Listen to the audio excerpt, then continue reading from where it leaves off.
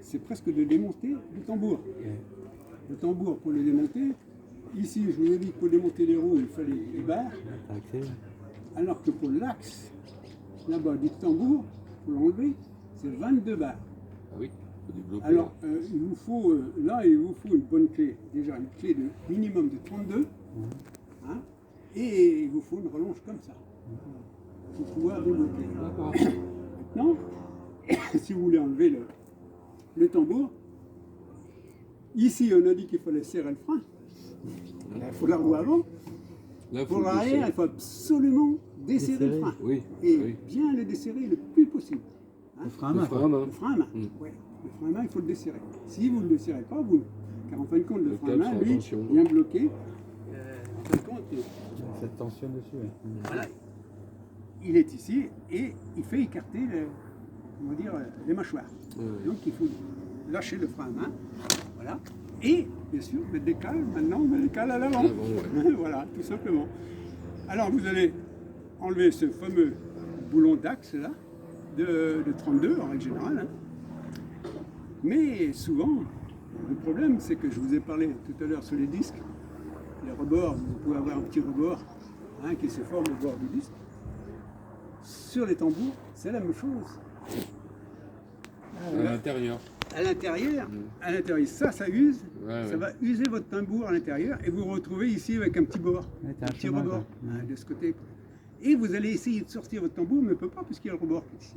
Vous êtes bien embêté. Très souvent, vous êtes en train de tirer dessus et vous n'arrivez pas. Bon, en tapant, pas avec un marteau, non, avec un marteau, mais en tapant sur le tambour avec un maillet, vous arrivez à le bouger. Et si vous n'arrivez pas, vous avez toujours un petit trou sur le tambour pour pouvoir, venir débloquer le système automatique de frein à main. Le système automatique de frein à main qui est ici, vous voyez. Automatiquement, vous avez l'écran ici.